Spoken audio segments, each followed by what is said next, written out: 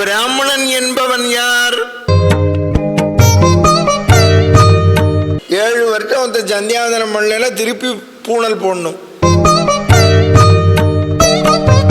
சூத்திரன் என்பவன் சூக்ஷ்ம புத்தி உள்ளவன், கெட்டிக்காரன். நீனோ எதிர்காலம் எதிர்காலங்கிறைய. ஆமா, நம்ம சாஸ்திரத்துல, ஜோசியத்துல, வேதத்துல எல்லாம் இருக்கு.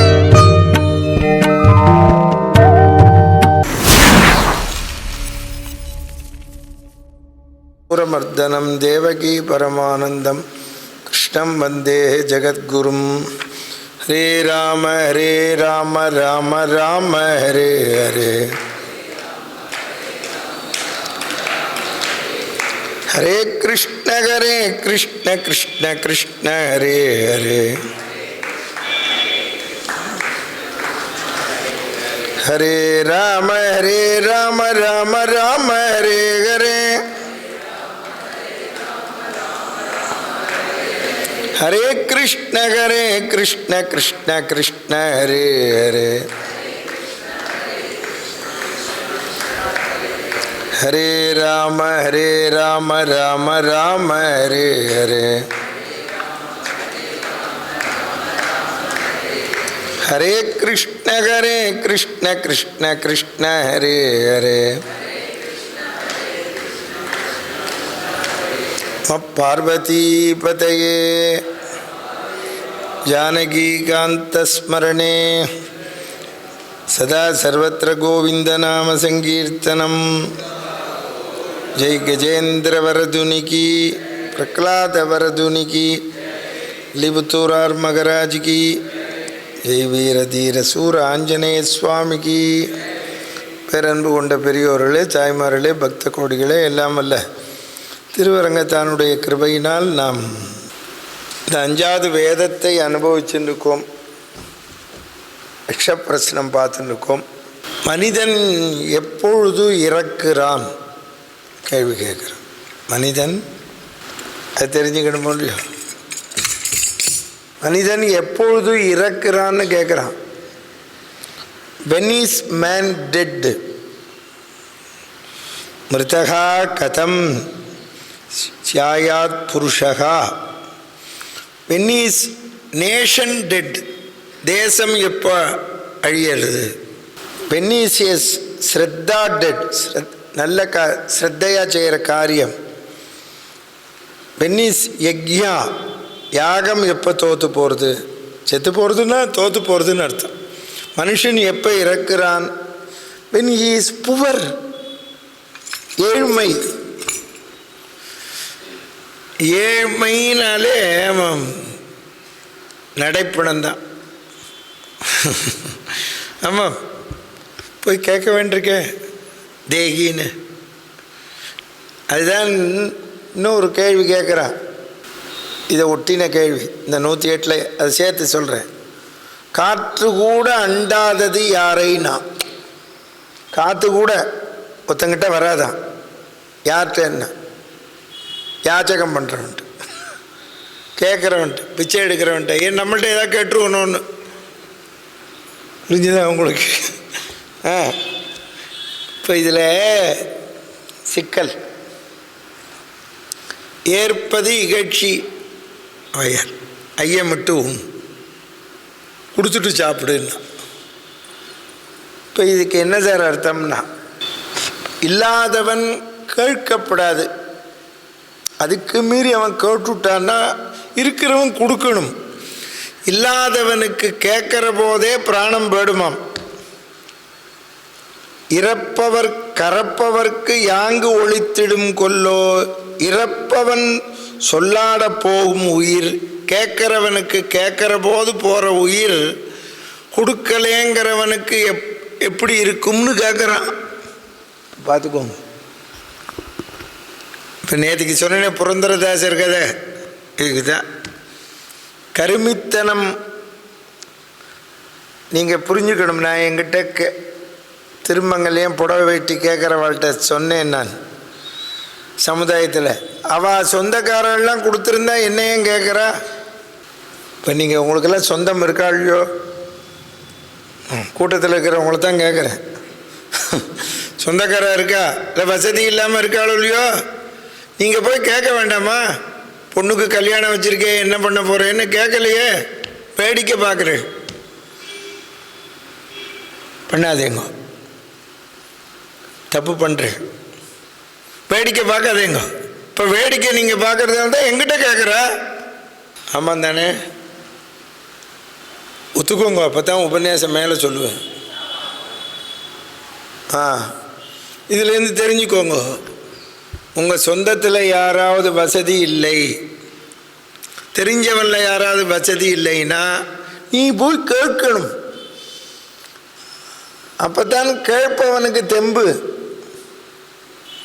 கேட்குறவன் வசதி இல்லை, அவன் நடைப்படமானா இருக்கான், அவனுக்கு நீ உயிரினா கொடுக்கணுங்கிறான். வியாக்கியானம் தெரிஞ்சுக்கோ. சாஸ்திரத்தில் வியாக்கியானம். அதனால்தான் கொடுக்குறவா அவன்கிட்ட கேட்கணும், என்ன வேணும்.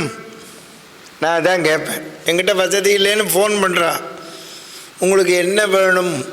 அவள் உடனே சொல்கிறான், நீங்கள் நான் கொடுக்குறேன்னு கேட்காதேம்ப, நீ என்ன வாங்கியிருக்க, என்ன வாங்கணும், நல்லா தெரிஞ்சுக்கோ.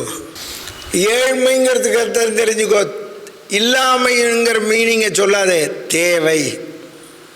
என்ன கவனிங்க, ஏழ்மைங்கிறவனுக்கு என்ன வேணும்? பணம் வேணும். பணம் இருந்தால் தான் எல்லாம் வந்துடுமே. இப்போ உங்களுக்கு என்ன புரிஞ்சுக்கோங்க, அடுத்த பழக்கம். உங்களுக்கு என்ன தேவையோ, எப்பொழுது ஒன்று தேவைன்னு இருக்கோ நீ அந்த விஷயத்தில் ஏழை. அர்த்தம் புரிஞ்சதா உங்களுக்கு? பஸ் ஸ்டாண்டில் போய் நிற்கிற பஸ்ஸு வரணும், அப்போ நீ பஸ்ஸு வர்றான்லன்னா நீ அந்த விஷயத்தில் ஏழை. யார் வள்ளல்னு தெரிஞ்சுக்கோங்க. யார் யாருக்கு எப்பொழுது என்ன தேவையோ என்ன அண்டர்லைன் பண்ணிக்கோ, தேவையை பூர்த்தி செய்பவன் வள்ளல். அப்போ ஏழ்மை இருக்காதே. வள்ளுவர் எழுதுறார், கேட்கிறவனுக்கு கேட்கிற போதே பிராணம் போயிடுமா, கொடுக்கலேங்கிறவனுக்கு எப்போ போகும்னு கேட்குறான். ஒரு மனிதன் ஏழ்மையில் அவன் உயிர் போய்விடுகிறது. உயிர் போகிறதுன்னா என்ன அர்த்தம்? இருந்து சாதிக்க முடியலையே. நேற்றுக்கு சொன்னேன், உண்ண உணவு, உடுக்க உடை, இருக்க இடம் எல்லாருக்கும் காமன். அது ஒருத்தனுக்கு இல்லைங்கிற போது பிரயோஜனம் இல்லை. நம்ம நீங்கள் எல்லாரும் என்ன பண்ணுற, கவர்மெண்ட்டில் செய்யணும் கிடையாது. கவர்மெண்ட் யார்? நீ தானே ஓட்டு போட்டு வந்திருக்கா, நீ தான் பண்ணணும். அதனால தான் பகவான் பாரதத்தில் கர்ணனை கொண்டாடினா, கொடுத்ததுனால. தெரிஞ்சுக்கோங்க, சாஸ்திரத்தில் ஏன் வச்சுருக்கா? நீ இன்றைக்கி சமைச்சா சாப்பிட்ற, காக்காக்கி போடணும், வசதி இல்லாதவாளுக்கு கொடுக்கணும். வசதி இல்லைன்னே இல்லை, நீ சாப்பிட்றத யாராவது இருக்கால பக்கத்தில் கூப்பிட்டு கொடு. அவனுக்கு வசதி இருக்குது, இல்லை அவனுக்கு பசி இருக்கு. நான் தான் சொன்னேன், என்ன தேவையோ. இப்போ எங்கிட்ட கேட்குறா, திருமங்கல்யம் கொடு, புடவை கொடு, வேட்டி கொடுன்னு. அதுதான் கெஞ்சரா ஏழ்மை. என்ன தேவையோ அதை பூர்த்தி செய்பவன் வள்ளல். அதனால தான் அடுத்த கேள்வி அதான், தேசம் எப்பொழுது சாகிறதுங்கிறான். ஆட்சி செய்கிறவன் நன்னா பண்ணலேன்னால், இல்லை ஆட்சி செய்கிறவன் செத்து போயிட்டான்னால், அடுத்த வர வரைக்கும் கஷ்டமே, நல்லவன் வர வரைக்கும். இப்போ அடுத்த கேள்வி அதான், ஸ்ரத்தா காரியம். நல்ல காரியம் எப்பொழுது? ஸ்ரத்தனா சிராத்தம்னு ஒருத்தர். சிராத்தம் மட்டும் இல்லை, ஸ்ரத்தையா செய்கிற எல்லா காரியமும் எப்போ கெடுறது? அறியாமையான். எதை எப்பொழுது செய்ய வேண்டும் என்று அறியாமை இருப்பதனால் கெட்டு போகிறது. புரிஞ்சுதா உங்களுக்கு? எதை எப்போ செய்யறதுன்னு இப்போ சொன்னேனே, யாருமே என்னை கேட்கலன்னு. அறியாமை தானே அது. யாகம் எப்பொழுது தோற்கிறது? அவளுக்கு செய்கிற தட்சணை கொடுக்கலைன்னா தோற்று போயிடும். கிஃப்ட்னா அதுதான் தட்சணை. அதுதான் அடுத்த கேள்வி கேட்குறான், பிராமணன் என்பவன் குலத்தாலா, ஒழுக்கத்தாலா, படிப்பாலா? பகவானும் கீதையில் சொல்கிறான், சாதுர்வர்ணியம் மயா சிருஷ்டம் குணகர்ம விபாகச்சகா. குணத்துக்கு ஏற்ப நான் ஜாதியை படைத்தேன்னர். அதனால தான் இங்கே சொல்கிறான் யக்ஷனுக்கு, பிராமணன் என்பவன் குலத்தாலா, ஒழுக்கத்தாலா, படிப்பாலா. ஒழுக்கம் உள்ளவனே பிராமணன். அதுதான் தமிழில் சொல்கிறான், அந்தணர் என்போர் அறவோர். அடுத்த வரியை படிக்க மாட்டேங்கிறான். மற்றும் அந்தணனுக்கு மட்டும் இந்த கேள்வி இல்லை, நல்லா தெரிஞ்சுக்கோங்க. பிராமணன் என்பவன் குலத்தாலா ஒழுக்கத்தாலா படிப்பாலான்னா அதுக்கு அன்மையப்படுத்தணும். சத்திரியன் என்பவன் யார், வைசியன் என்பவன் யார், சூத்திரன் என்பவன் யார். பகவானோட திருவடியை பிடிங்கிறான். பிராமணன் தலையில் பிறந்தான்னு சொன்னால் என்ன பிரயோஜனம்? திருவடியை பிடின்னு தானே சொல்கிறோம். இன்னொன்று கம்பன் அழகாக சொன்னான், சூத்திரனுக்கு விளக்கம் அவளுக்கு தெரியல. சூத்திரன் என்பவன் சூக்ஷ்ம புத்தி உள்ளவன், கெட்டிக்காரன். அவனுக்கு பாதத்திலேருந்து பிறந்தானா இன்னொருத்தன் உழறவனுக்கு பாத பலம்தான் முக்கியம். நீங்கள் போகிறீங்களே ஐயப்ப மலைக்கு போகிறீங்களே, என்ன சொல்கிறா கோஷம்? பாத பலந்தா. புரிஞ்சுதா? வாணிபம் செய்வார்க்கு வள்ளுவர் அந்த குறளை படிக்கலையே. வாணிபம் பேணி பிறவும் தமபோல் செயின். புரிஞ்சுதா உங்களுக்கு? அப்போ பிராமணன் என்பவன் யார்? ஒழுக்கம். இப்போ வேதம் சொன்னால் வேதியன். வள்ளுவர் இன்னொரு குறளில் சொல்கிறார், வேதம் சொல்வதை மறந்தாலும் சந்தியாவந்தனம் பண்ணுறதை மறந்தாலும் பரவாயில்லை, ஒழுக்கத்தை விடப்படாதுன்னா. அப்போ என்ன அர்த்தம்? சந்தியாவந்தனம் பண்ணுறது தான் ஒழுக்கம். மரப்பினும் ஓத்துக்கொள்ளலாகும் பார்ப்பான் பிறப்பு ஒழுக்கம் குன்ற கெடும். புரிஞ்சதா உங்களுக்கு? சந்தியாவந்தனம் பண்ணலைன்னா ஒழுக்கம் போச்சே, அவனுக்கு அதானே வச்சிருக்கா டியூட்டி. சாத்திரத்தில் என்னன்னு தெரிஞ்சுக்கோங்க. 7 வருஷம் ஒருத்தர் சந்தியாவந்தனம் பண்ணலைன்னா திருப்பி பூணல் போடணும்.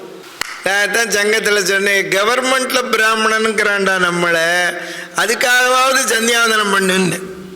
ஏன் சூரியோதயத்துக்கு முன்னால் சந்தியாவந்தனம் பண்ணணும்னு வச்சா, மந்தேகன்னு ஒரு ராட்சசனை படைச்சான். எங்கள் வில்லியும் சொல்கிறார், மந்தேகன் பிரம்மா படைச்சார். அந்த மந்தேகன் ராட்சசனை படைச்ச உடனே பிரம்மா கேட்டார், உனக்கு என்ன வரம் வேணும்னு. அவன் உடனே சொன்னான், சூரியன் உதிச்சு வருத நான் தடுக்கணும்னா. எவ்வளோ நல்லவன் பாருங்க, நல்லவனை படைச்சிருக்கார். பிரம்மா யாரு தெரியுமா? பிரம்மா யாரு? பெருமாளோட பையன். பார்க்கடலில் படுத்துட்டு இருக்காரு, நாபியிலேருந்து வந்திருக்காரு. புரிஞ்சதா? பிரம்மானா பிராமணன். இப்போ அவன் படைச்சது தான் ராட்சசன். உடனே அந்த சூரிய பகவான் போய் பெருமாள் படுத்துன்னு இருக்காரு, இந்த மாதிரி பிரம்மா வரம் கொடுத்துருக்கார், நான் எப்படி உதிச்சு வருதுன்னா. கவலைப்படாதே, வேத பிராமணன் சந்தியாவந்தனம் பண்ணுவான், சூரியோதயத்துக்கு முன்னால் காயத்ரி ஜபம் பண்ணுவான், அர்க்கியம் விடுவான். அர்க்கியம்னா ஜலம் விடுறோம். காயத்ரி ஜபம் பண்ணி கடைசியில் காயேன வாச்சான்னு எல்லாம் பெருமாளுக்கு தான். அவன் பண்ண காயத்ரி ஜபம் வஜ்ராயுதமாக மாறி அந்த ராட்சசனை வதம் செய்யும், உன் தேர் வந்துடும்னர். இதிலிருந்து தெரிந்து கொள்ளுங்கள், சூரியன் எப்போ உதிச்சு வந்தானோ யாரோ ஒரு பிராமணன் சூரியோதயத்துக்கு முன்னால் சந்தியாவந்தனம் பண்ணி கொண்டிருக்கிறான்னு அர்த்தம். இப்போ நான் 1008 பண்ணுறேன்னு இல்லையோ, 4:30லேருந்து 6 நிச்சயமாக என்னக்காகவே வரான், சந்தோஷப்படுறேன். மத்தியானம் பண்ணுறோமே மாத்தியானிகம்னு, அது 8:30லேருந்தே பண்ணலான் இருக்கு. பண்ணால் மத்தியானம் எங்கோ ஒரு இடத்துல சூரியோதயம் புரியுறது, லண்டனில் நடக்கும். நமக்கு 5:30 மணி நேரம் பின்னால் வர. சாயந்தரம் 5:30க்கு பண்ணுறோமே, எங்கே சூரியோதயம்? அமெரிக்காவில். புரியுறதா? நமக்கு பின்னால் வர. இப்போ 3 வேளை பண்ணணும். சந்தியாவந்தனம் பண்ணினால் மட்டும் போதாது. அங்கே தான் இக்கண்ணா வைக்கிறேன், ஒழுக்கம். வள்ளுவர் அழகாக சொன்னார், அந்தணர் என்போர் அறவோர் மற்ற எவ்வுயிருக்கும் செந்தன்மை பூண்டு ஒழுகலாம். எல்லா ஜீவன்களுக்கும் நன்மையை செய்யணும். புரியுதா? சந்தியாவந்தனம் பண்ணால் போகாது, சந்தியாவந்தனம் பண்ணால் நல்லது அவனுக்கு. புரியுறதா? இதில் வேடிக்கை என்னன்னு கேளுங்க, மற்றவெல்லாம் தெரிஞ்சுக்கோங்க. எங்கள் பிராமண தர்மம், ஒருவன் சந்தியாவந்தனம் பண்ணினால் புண்ணியம் கிடையாது. ஆனால் பண்ணலைன்னா பாவம்.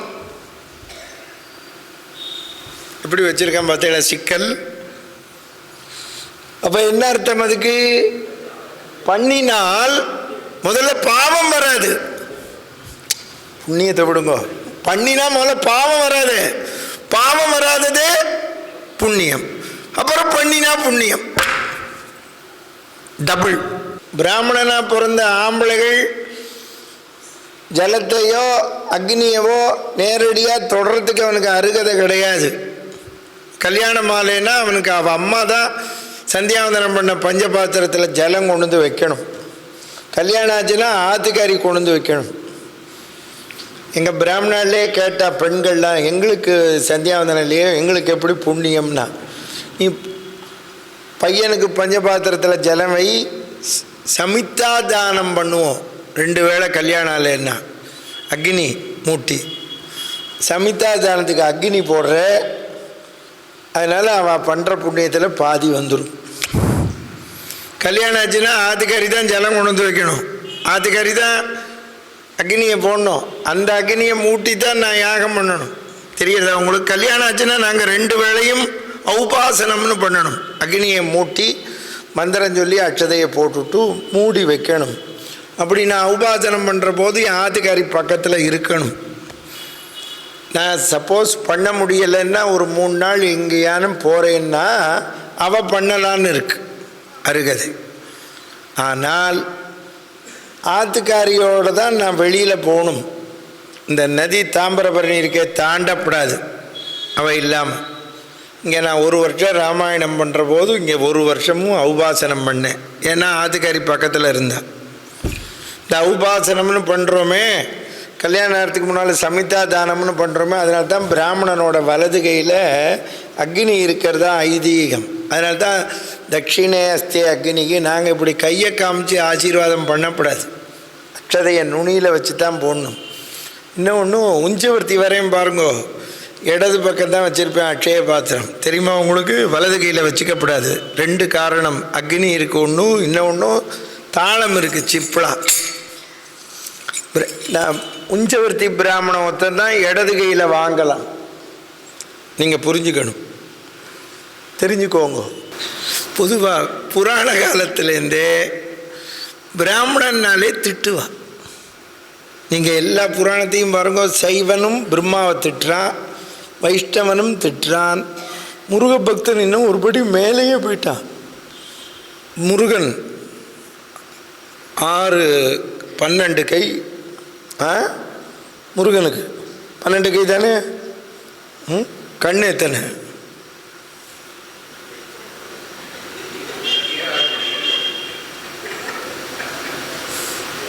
முருகா முருகாங்கிறீங்க.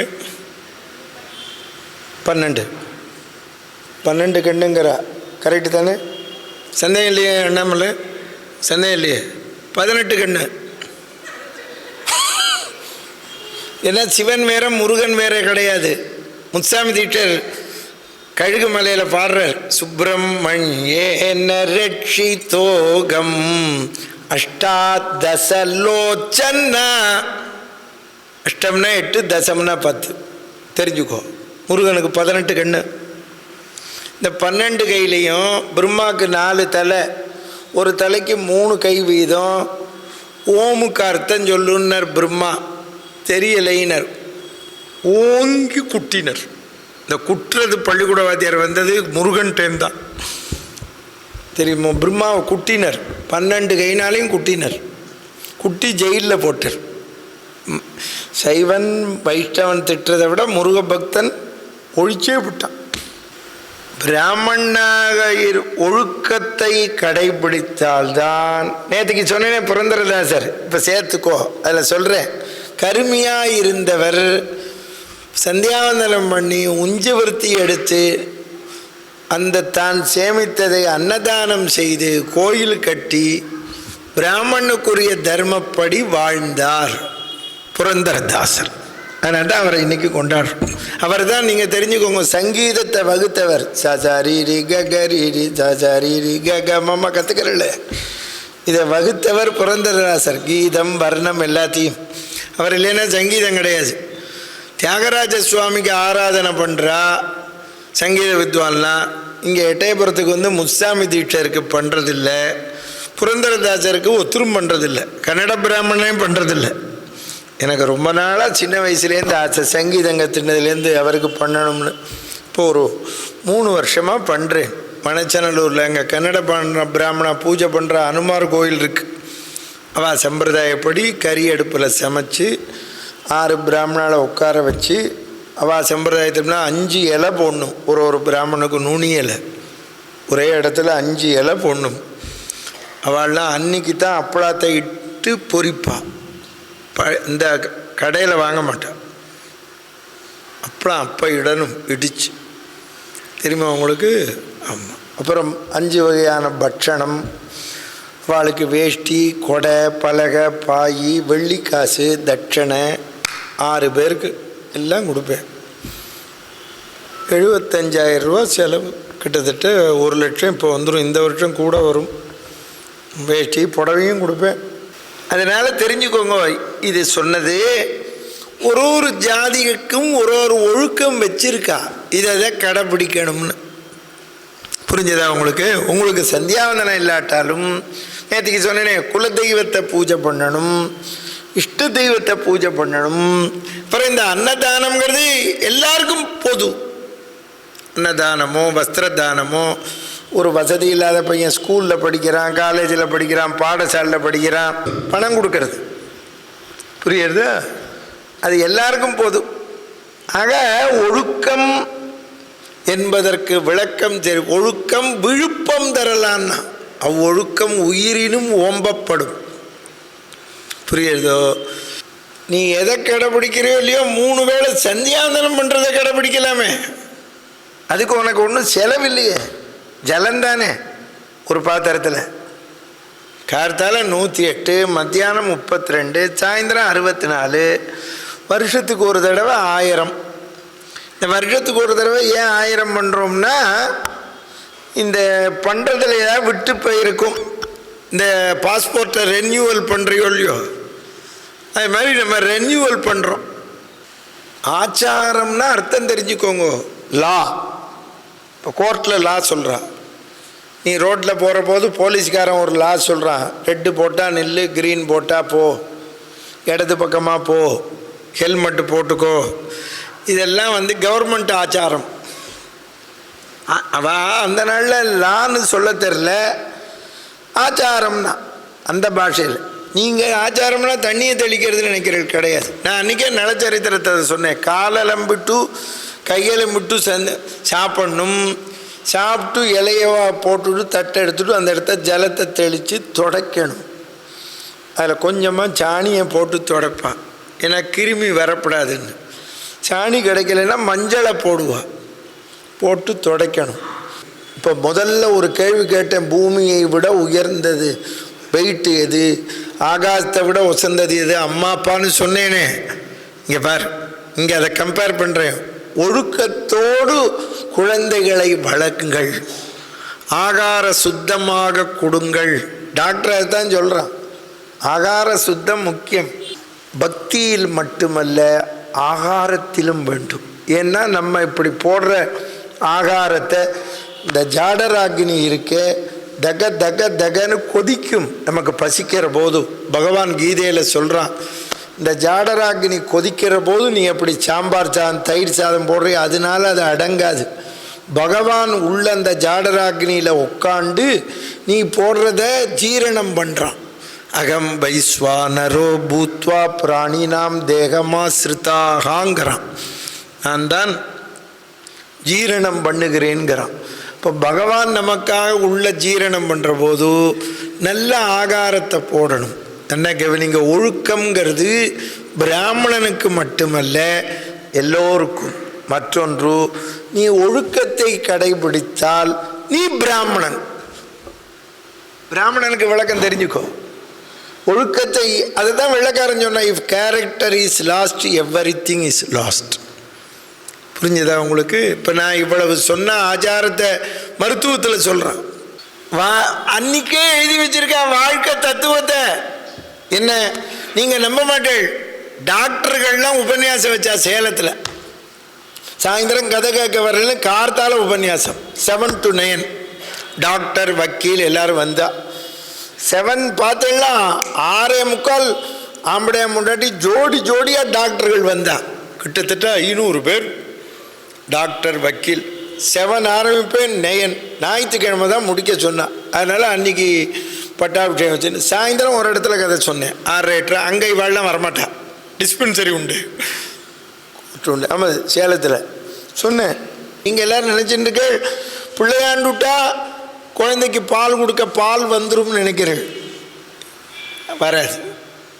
மாணிக்க வாசகர் சொன்னார், பால் நினைந்து ஊட்டும்.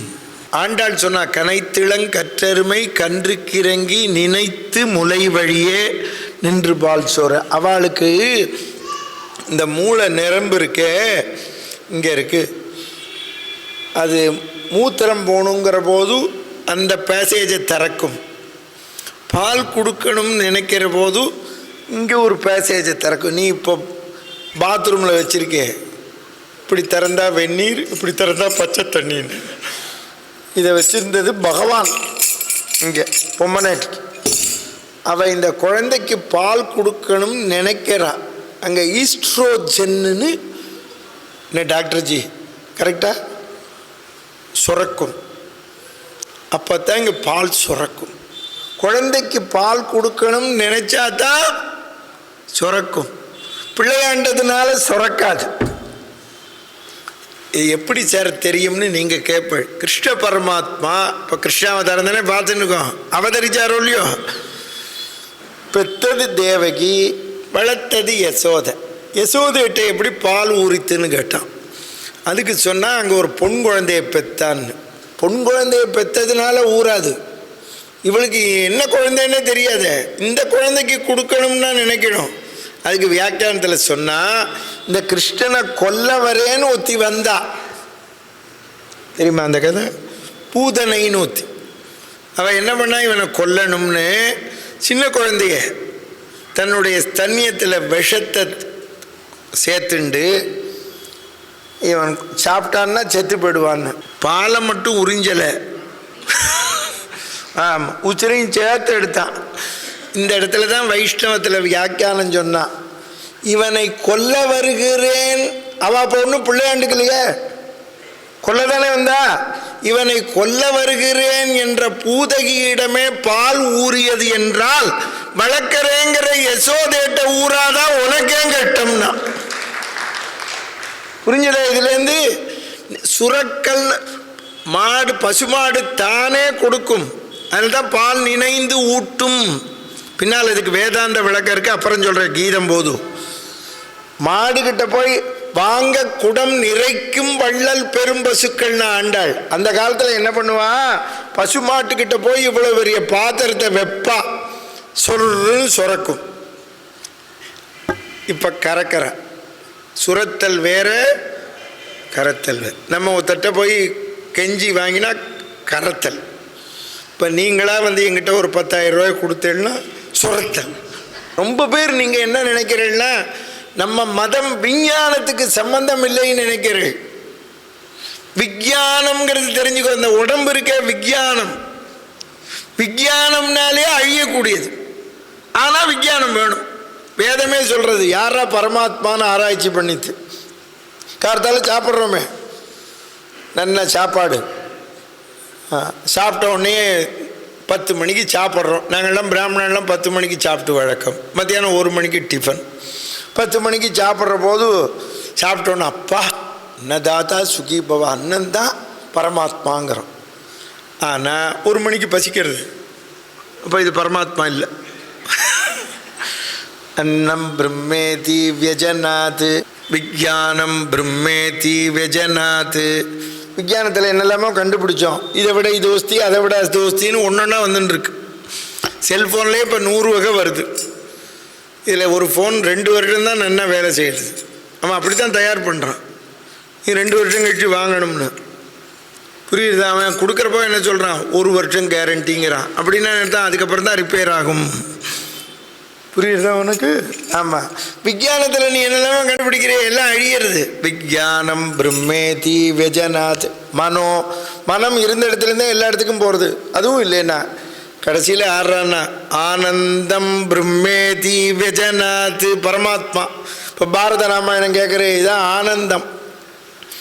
ஆனந்தமாக இருக்குங்கிறோம் சாப்பிட்டுட்டு சில விஷயம் சொல்கிறோம் பார்த்தியா, அதான் பகவான். நம்ம மதம் இன்னொன்று தெரிஞ்சுக்கோ, இந்த இப்போ ஜலம் இருக்குது, வாட்டர். விஞ்ஞானமும் நம்ம மதமும் இணைஞ்சதுன்னு சொல்கிறேன். இது ஸ்கூலில் என்ன சொல்லி கொடுத்தார் வாத்தியார்? H2O. H2Oனா 2 பங்கு ஹைட்ரஜன் 1 பங்கு ஆக்சிஜன். நீ ஹைட்ரஜன் ஆக்சிஜன் பேர் வச்சுன்னு இருக்க, அதில் ஏற்கனவே இருக்கு ஹைட்ரஜன் ஆக்சிஜனும். வேதத்தில் சொல்லியிருக்கா பிராணம் ஏகம் துவே அந்யஹா. பிராணம் ஏகம், பிராணவாயு 1 பங்கு, இன்னொரு வாயு 2 பங்குங்கிறான். நீ பிராணவாயுக்கு ஆக்சிஜன் பேர் வச்சிருக்க, இன்னொரு வாயுக்கு ஹைட்ரஜன் வச்சிருக்க. நீ பேர் வச்சதுனால நீ கண்டுபிடிக்கல, ஆல்ரெடி இருக்கு. புரிஞ்சதா உங்களுக்கு? இன்னொன்று சொல்கிறேன் கேளு. சந்திர மண்டலத்தில் இருக்கிற மண், சந்திர மண்டலத்துக்கு போனாலே அப்போவே 64 என்னவோ அமெரிக்காக்காரன் அந்த மண்ணை கொண்டு வந்து எல்லா நாட்டுக்கும் அனுப்பிச்சான்.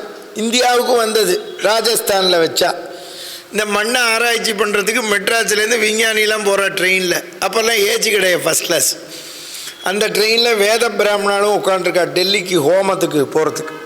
இந்த விஞ்ஞானிலாம் வேத பிராமணன்னு கொஞ்சம் தாழ்த்தி பார்த்தா, நீங்கள் ஆனால் குடுமையெல்லாம் வச்சுட்டு இருக்காரோ இல்லையோ, நீங்கள்லாம் எங்கே போகிறீங்கன்னா, நாங்கள் டெல்லிக்கு ஒரு ஹோமத்துக்கு போகிறோம். ஓஹோ. அந்த வேத பிராமணன் இந்த விஞ்ஞானியை கேட்டான், நீங்கள் எங்கே போகிறீள்? சந்திர மண்டலத்திலேருந்து மண் வந்திருக்கு, அதை நாங்கள் ஆராய்ச்சி பண்ண போகிறோம் பார்க்கறதுக்குன்னா. உடனே இந்த பிராமணன் குடுமையை ஆச்சிண்டு அந்த மண் கருப்பாக இருக்கான்னு கேட்டார். இவனுக்கு தெரியாது, ஃபைல் எடுத்தான். ஆமாம், அதில் கருப்புன்னு எழுதியிருக்கான். உங்களுக்கு எப்படி தெரியும்னா, இவன் பாவம் எந்திருந்து நின்றுட்டான். அவரை சேவிச்சான். உங்களுக்கு எப்படி தெரியும்னா, எங்கிட்ட சாம்பிள் இருக்குன்னு.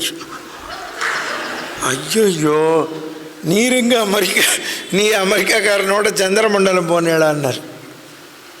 மந்திரத்தில் இருக்குன்னார். சொல்லுங்கன்னா, சந்திரமசி கிருஷ்ணம். கிருஷ்ணம்னா கருப்பு. சந்திர மண்டலத்தில் இருக்கிற மண் கருப்புன்னு வேதம் சொல்கிறது. அதனால்தான் நாங்கள் ஜோசியம் பார்க்குற போது ஒருத்தன் ஜாதகத்தை கொண்டு வந்து காட்டுறான்னா, சந்திரனை வச்சு அந்த பையனோ பொண்ணோ கருப்பாக இருப்பாளா சிகப்பாக இருப்பாளான்னு சொல்லுவோம். அந்த சந்திரன் என்ன நட்சத்திரத்தில் இருக்கான், அந்த சந்திரன் யாரோட சேர்ந்துருக்கான், சந்திரன் சனியோடு இருக்கான்னு வச்சுக்கோங்க. இல்லை சனி சந்திரனை பார்த்தான்னா சந்தேகமே பட வேண்டாம், கருப்பு எழுதி கொடுத்துடலாம். அந்த சந்திரனை சுக்கிரன் பார்க்குறான்னு வச்சுக்கோங்க, சுக்கிரன் என்ன உச்சனாக இருக்கான், சந்திரனும் உச்சனாக இருக்கான் பார்த்துக்கிறான், இல்லை சேர்ந்துருக்கான்னு வச்சுக்கோ, எழுதி கொடுத்துருவோம். அந்த பொண்ணு பியூட்டிஃபுல். செவ்வாய் பார்த்தான்னு வச்சுக்கோ சந்திரனை, ஆட்ஸ் பியூட்டி. குரு பார்க்கப்படாது. குரு சந்திரனை பார்த்ததுன்னா இந்த நிலை பத்தாமல் இருப்பாள். புரிஞ்சதா?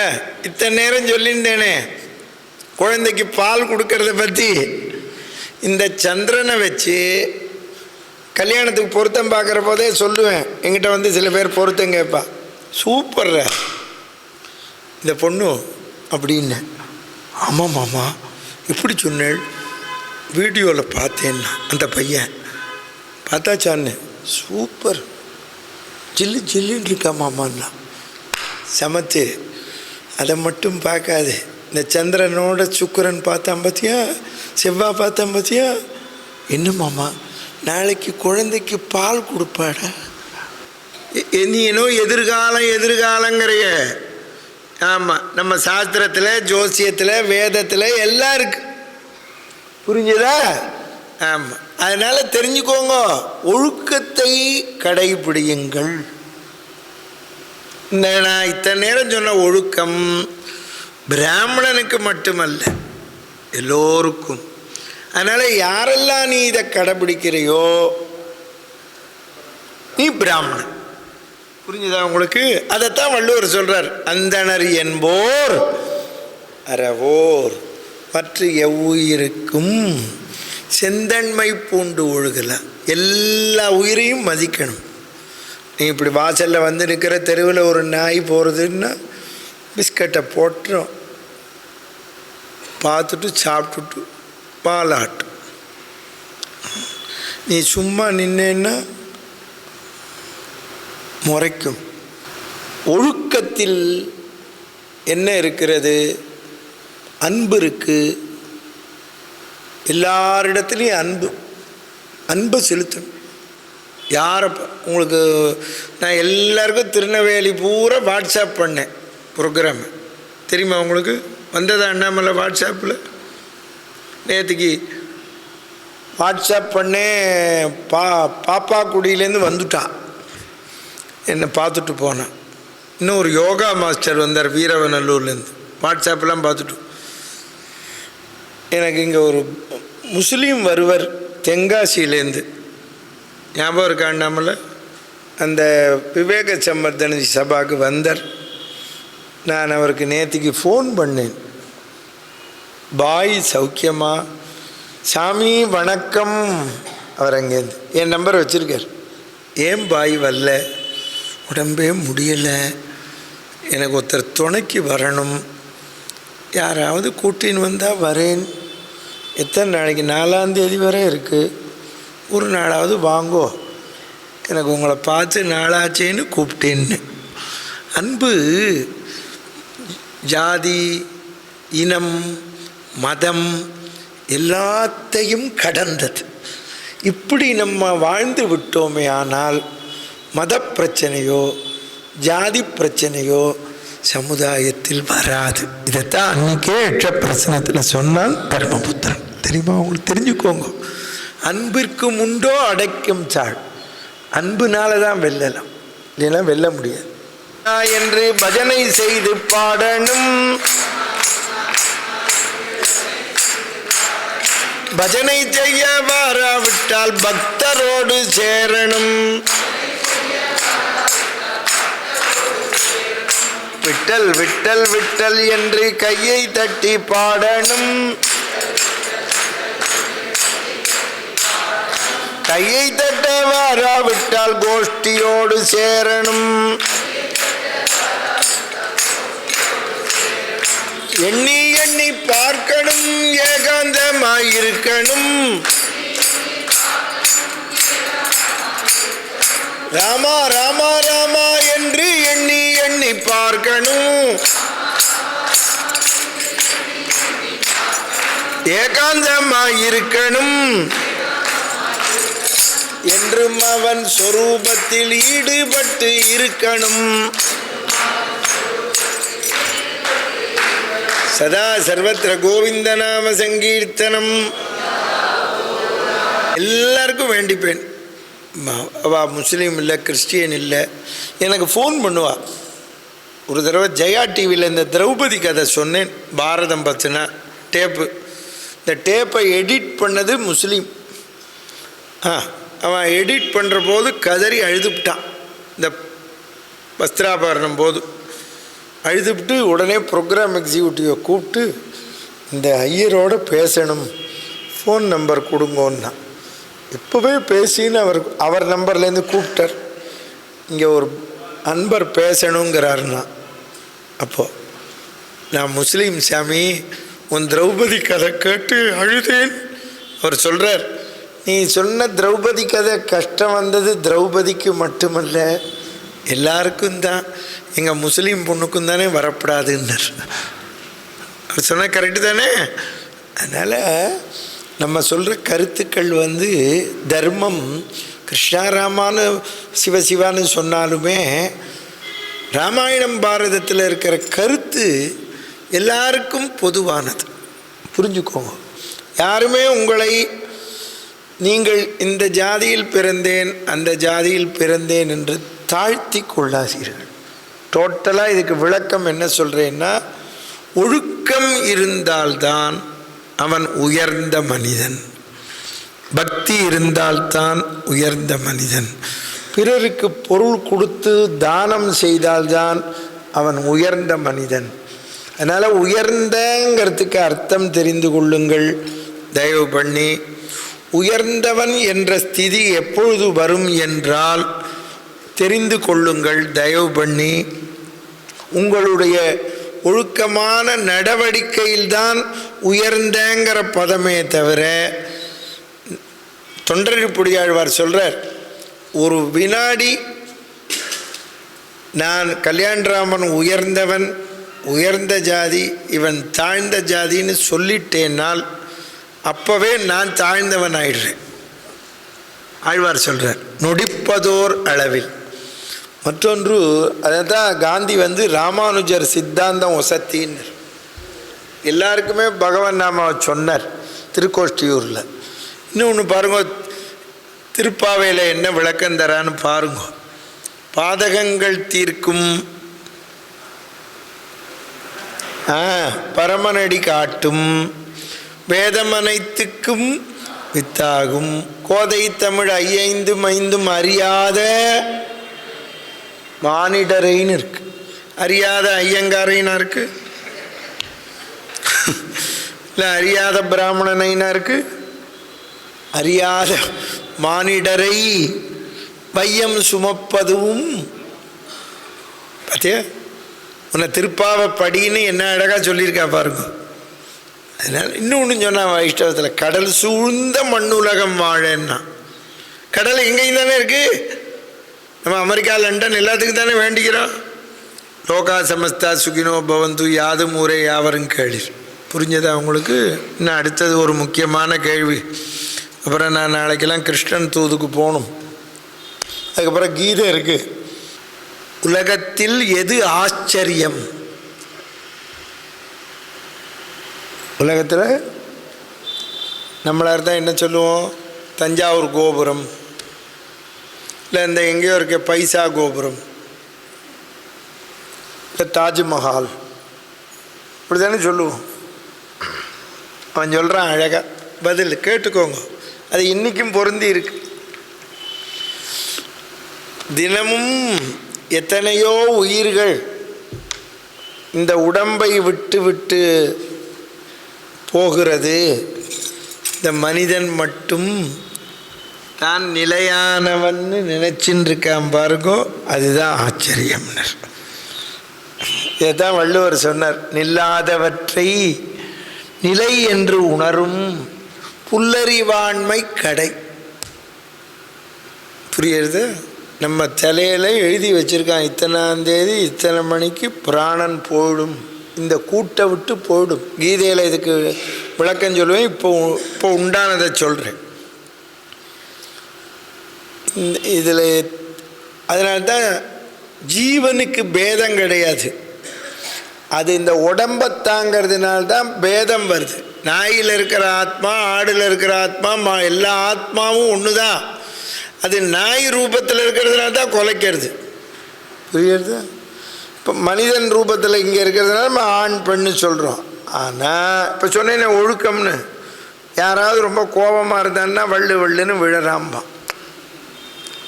வள்ளு வள்ளுன்னு எது விழும்? அப்போ நமக்கு அதுதான் வச்சனம் சொல்லுவான், 40 நாய் குணம் வரும்னு. புரிஞ்சுதா உனக்கு? நம்ம அந்தந்த குணம் ஆயிடுறோம். யார்கிட்டையும் பிரியமாக பழகி காரியத்தை சாய்ச்சி பாருங்க. அதுக்கு என்ன சொல்கிறான்? காக்கா பிடிக்கிறாருங்கிறான். பார்த்தியா? அப்போ காக்கா ஆகிட்டான். புரிஞ்சுதா உனக்கு? அதனால் இந்த குணமெல்லாம் போய் நம்ம மனிதனாக நடந்துக்கணும். மனிதனாக நடந்து தான தர்மங்கள் பண்ணினு. இந்த உயிர் தான் முக்கியம், உடம்புக்குள்ளே இருக்குது. நீங்கள் ஒன்றே ஒன்று வச்சுக்கோங்க, எப்போ போகும்னு கவலைப்படாது. முதல்ல அதை விடுங்கோ. எல்லோரும் ஒரு ஜோசியர்கிட்ட போனாலே முதல்ல ஆயுசை சொல்லுங்கிறான். சரி, 70 வயசு 80 90 இருக்காளே, அவள் என்ன பண்ணுறா? ஜோசியரை பார்த்து என்ன கேட்குறா? எப்போ போவேன்? ஒரு காலகட்டத்தில் வள்ளுவர் சொல்கிறார், நம்ம இந்த உயிரை எப்படி பேணி பாதுகாத்தோமோ, இந்த உடம்பை பேணி பாதுகாத்தோமோ, நம்மளே நினைப்போமா திண்ணையில் உட்காண்டு, மற்றும் தொடர்பாடு எவன்கொல் பிறப்பருக்கல் உற்றார்க்கு உடம்பும் மிகைங்களை, பகை மிகை எல்லாம் வச்சுக்கலாம், உடம்பும் மிகைங்கிறான், பகைங்களை. நமக்கு ஒரு காலகட்டத்தில் இந்த உடம்பு எக்ஸஸாக தோணுமாம். ஏன்னா இந்த உடம்பை தான் பிரமாதமாக பி காம்ப்ளெக்ஸ் போட்டுக்கிறதும் அதை போட்டுக்கிறதும், உள்ளுக்குள்ளே நல்ல சாப்பாடு சாப்பிட்றதும், வெளியில் சென்ட்டு போட்டுக்கிறதும், அப்புறம் இங்கே ஷாம்பு போட்டுக்கிறதும். ஆதிசங்கர்கிட்ட சிஷியம் கேட்டான், தாமரை இலை தண்ணீர் போல் நிலை இல்லாதது எதுன்னா? தாமரை இலை ஜலத்தில் இருக்கும், அப்படி அந்த இலையை அப்படி தூக்கினேன்னு வச்சுக்கோங்க, ஜலமெல்லாம் கொட்டிடும், ஜலமே ஒட்டாது. அந்த தாமரை இலையில் ஜலம் ஒட்டலை பாரு, அது மாதிரி நிலை இல்லாதது எதுன்னர் ஆதிசங்கரர். சிஷியன் கேட்டவுடனே பதில் சொல்கிறார் சங்கரர், தாமரையில் தண்ணி மாதிரி நிலை இல்லாதது எது? இளமை, பொருள், ஆயுள். தாசர்வாள் சொல்கிறார் பாருங்க, நமக்கு இந்த கை கால் நம்ம ஆட்டலாம், நீட்டலாம், கண்ணு பார்க்கலாம், கால் ஓடலாம், சாப்பிடலாம், எல்லாம் பண்ணலாம். எல்லாத்தையும் வச்ச பகவான் இந்த உசுரோட சுவிட்சை அவன் வச்சுன்னு இருக்கான். நேனு பிராண நின்னது சுவாமி ஸ்ரீநாத புரந்தர விட்டலா. ஆழ்வார் தமிழில் சொல்கிறார், நான்கு நேரியில் பாடுறார். நான்கு நேரி எங்கே இருக்கு? அந்த பெருமாளை போய் சேவி, அங்கே தான் சொல்கிறார் நம்மாழ்வார், எனது ஆவியும் உனதே. நம்ம உயிர் அவன்கிட்ட இருக்கு, சுவிட்சு அங்கே வச்சிருக்கார், தெரியுமா உனக்கு? ஆமாம். அதனால் நீ அதை பற்றி கவலைப்படாத, இது நிலை இல்லை. இதைத்தான் எங்கள் தலைவர் சொல்கிறார். யார்? வள்ளுவர். உறங்குவது போலும் சாக்காடு, உறங்கி விழிப்பது போலும் பிறப்பு. புரிஞ்சதா உங்களுக்கு? அதனால் அதைத்தான் சொல்கிறான் எட்ட பிரச்சனத்தில். அப்போது அடுத்தது இந்த உலகத்தில் என்ன நடக்கிறதுன்னு கேட்குறான். What is happening? மகா மாயமான வடிவான இந்த உலகமான பாண்டத்தில் சூரியனாகிய நெருப்பில் இரவு பகல் என்ற விறகை கொண்டு மாதம் ருத்து என்ற அகப்பையால் கிளறி காலதேவனால் உயிர்கள் சமைக்கப்படுகின்றன. புரிஞ்சதா? ஒரு நாள் வெந்து எடுத்து போட்டுருவோம், புரிஞ்சுக்கோ. அப்போ யமனுக்கு காட்சி அளிக்க போகிறார். நீ இறந்து கிடக்கிற 4 பேரில் ஒத்தனை எழுப்பலாம், உனக்கு யார் வேணும்னு கேட்டார். வியாச பாரதத்தில் நகுலன் இருக்குது, எங்கள் வில்லி பாரதத்தில் சகாதேவன் இருக்குது. சகாதேவனை எழுப்பி கொடுன்னர். உடனே யமன் கேட்டான், பலசாலியான பீமனையும் அர்ஜுனனையும் விட்டு பலமற்ற சகதேவனை கேட்குறையே ஏன்னு கேட்டான். அப்போ சொன்னார், ஏ யக்ஷனே, நான் குந்தி பெற்ற பிள்ளைகள் 3 பேரில் நான் ஒருத்தன் உயிரோடு இருக்கிறேன். என் சின்னம்மா மத்திராதேவி பெற்ற பையன் ஒருத்தரும் இல்லையேன்னு கேட்டேன். நான் அவன் சகோதரத்துவத்தை கற்றுக்கணும். குத்திரமிலாம் மொழிக்கு குந்திக்கு யான் ஒரு மகவிருக்க, மத்திரிக்கு ஒரு மகவில்லையே, என் சின்னம்மா பையனை எழுப்புன்னு சொன்னான். தர்மபுத்திரர் எழுப்பினார். அப்போ யமன் காட்சி அளித்து, நான் தான் வந்தேன்னு 4 பேரையும் எழுப்பினான். துரியோதனன் உங்களை கொல்ல திட்டம் போட்டான். கவலைப்படாதே தர்மபுத்திரா, நீ 1 வருஷம் மறைஞ்சிருந்து வாழ்வ, வரப்போகிற பாரத யுத்தத்தில் உனக்குத்தான் வெற்றின்னு கிருபை பண்ணிட்டு போனார். இதை அவன் வாங்கின்னு இருக்கலாம் இல்லையோ? புரியல உங்களுக்கு? கெடுவான் கேடு நினைப்பான், கேடு வரும் பின்னே மதி கெட்டு வரும் முன்னே. இதுக்கு முன்னால் சில விஷயங்கள் நடந்தது, அது கீதை சொல்கிற என்னைக்கு சொல்லுவேன். எல்லாரும் சுத்த பிரம்மபராத் பராம் வச்சுக்கோங்கோ. காலாத்மக பரமேஸ்வர ராம் சேஷதல்ப சுகர் பிரம்மாத்யமர பிரார்த்தித ராம் சண்டகிரண குல மண்டன ராம் श्रीमद्दशरथनन्दन राम कौसल्या सुखवर्धन राम विश्वामित्र घोरताटका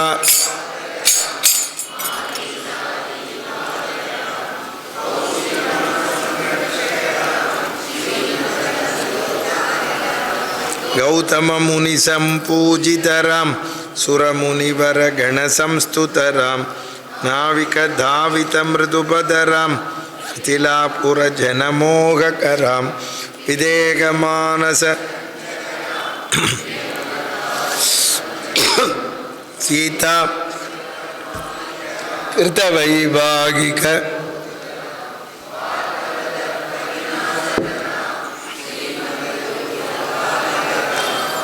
राम राम जय राजा राम राम राम जय सीता राम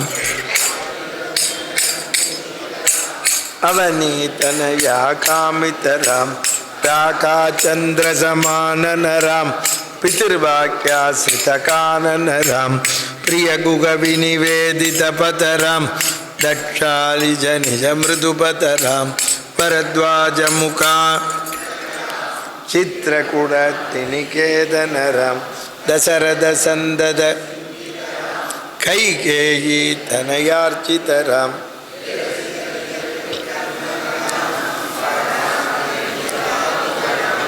राम राम जय राजा राम वन जन पावन राम दुष्ट विराध विनाशन राम अगस्त्यानुग्रहवर्धित राम कृत्रादिवसं सेवित राम पंचवटी तटसुस्त शूर्पणखातिविदायक राम सीता मारीचादि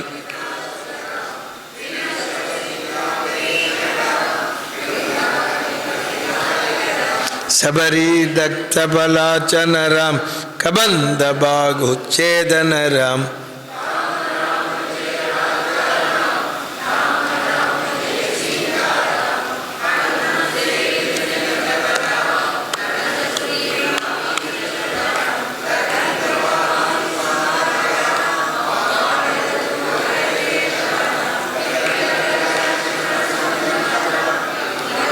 लक्ष्मण संयुत राम राम राम जय राजा राम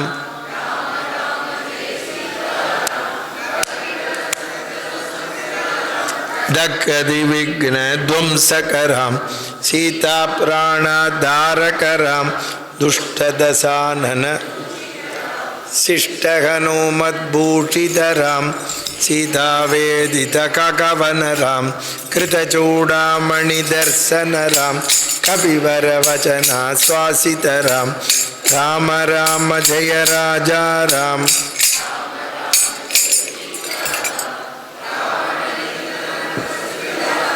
वानर सैन्य समावृत राम शोषित शरिति विभीषण पर्वत सेतुनि कुंभकर्ण शिरचेतक राम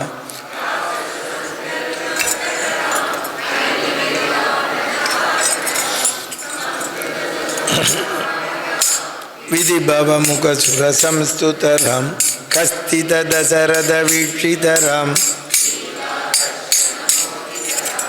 अभिषिक्त विभीषण नत राम पुष्पकयाना भरद्वाजाभिनिषेवण राम भरत प्राण साकेतपुरी भूषण राम सकल स्वीय समानन राम रत्नल सत्पीठा पट्टाभिषेक अलंकृत राम पार्थिव कुल सम्मानित राम विभीषणार्पित रंगक राम कीचकुलानुग्रहकर राम सकल जीव समस्त लोकाधारक राम समस्त लोक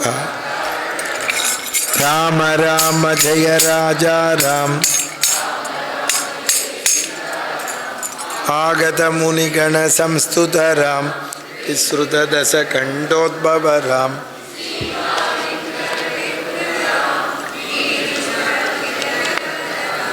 विपिनत्याजित कारितलवना सुरवतरां स्वर्गत संभुग स्वतलय कुचलवनन्दितरां अश्वमेध कालावेदित सुर अयोध्य गजन मुक्तिधरां विधिमुख विभुतानंद तेजोमय निज रूपकरां संस्कृति बंध विमोच धर्म स्थापन तत्पररां भक्तिपरायणं सर्वचराचर पालकरां सर्वभवामय वैकुंठालय सं नित्यानंद पदस्ति वैकुंठालय राम राम जय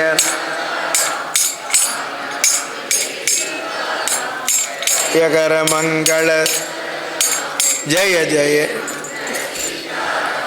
मंगलकर जय मंगल राम संगद शुभ विभवोदय राम नैवेद्य मण्णुंगो मामा आश्रित वत्स जलम இருக்காங்க அதுல पतित